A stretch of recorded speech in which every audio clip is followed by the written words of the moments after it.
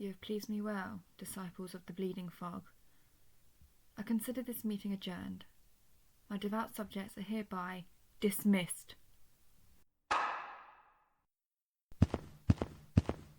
Halt. Not you.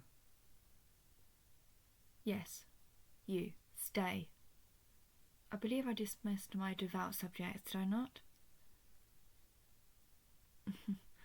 All other followers, vacate the room immediately. I must take care of this petulant little issue.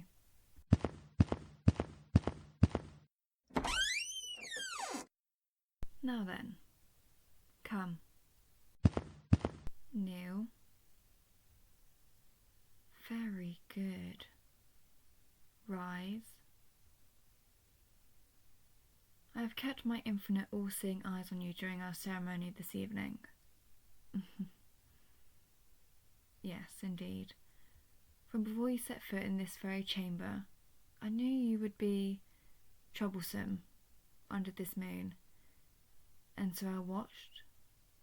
I brought into your very soul and observed what my supposed follower was thinking, and like that I stayed. Through the bonfire, through the sacrifice, and through the sacred chants. During this insignificant micro-instant of space and time, would you like to know what I witnessed? I witnessed a soul whose heart was not in it. Now tell me, how do you think that makes me feel? How do you think your God might react to such a blasphemous transgression,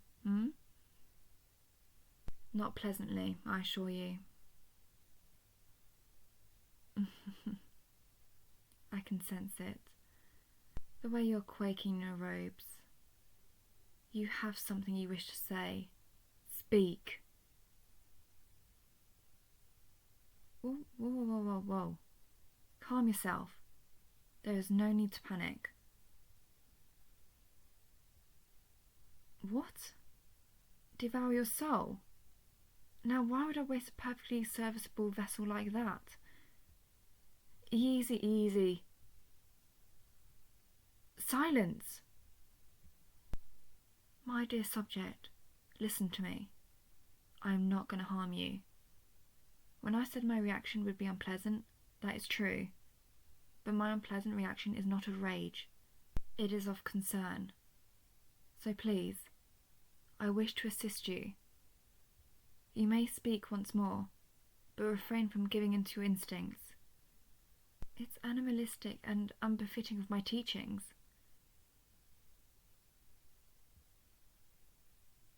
Of course not. Why do you think I would kill one of my finest followers?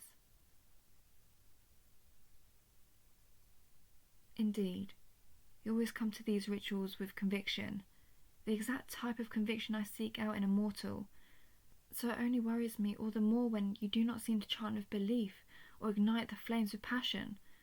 We even sacrifice the most pure-hearted virgin from the village on this eve. You normally love child sacrifices. Please, tell me what's bothering you.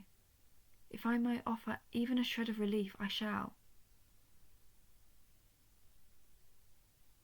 Come. How powerless do you believe me to be?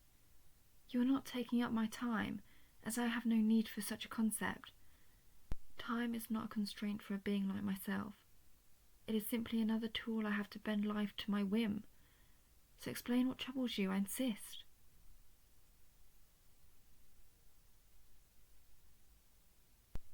That soul of yours is more honest than your words, young one.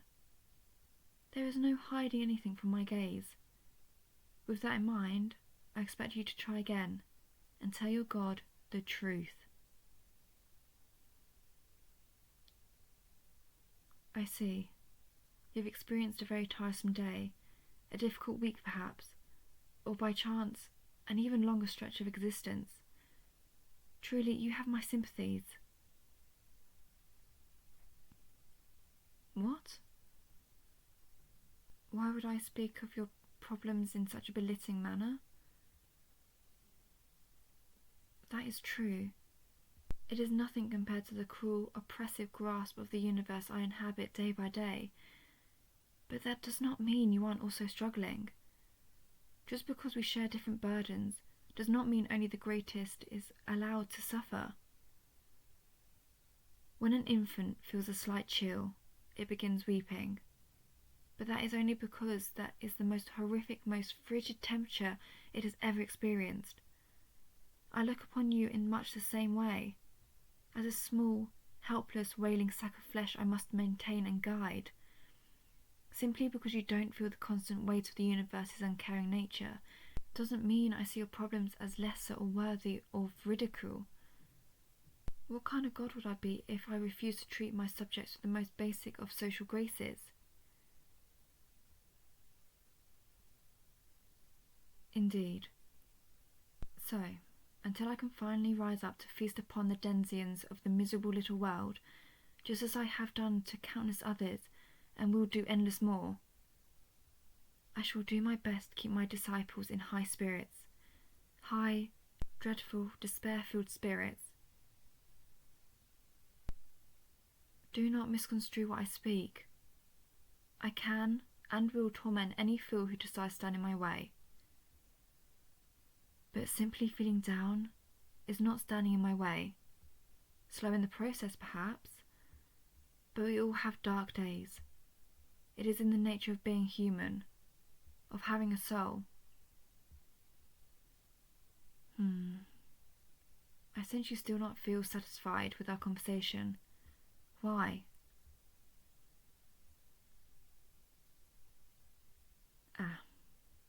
Simply speaking to you will not solve your problems. Of that, you are correct.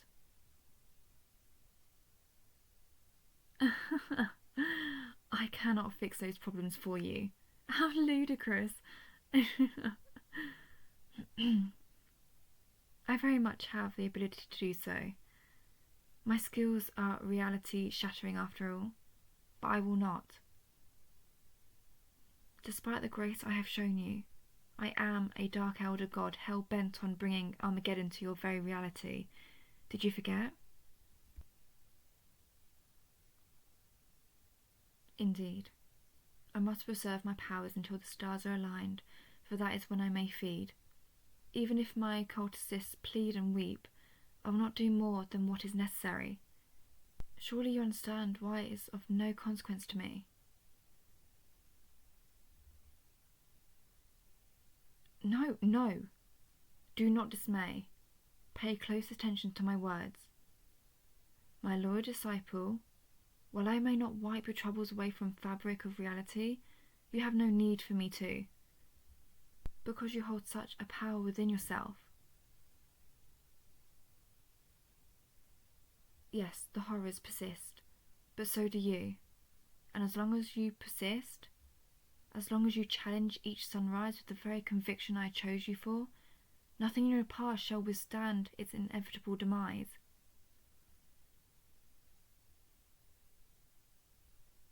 Indeed, my pupil, if there is one thing you should believe in more than anything else, it's me.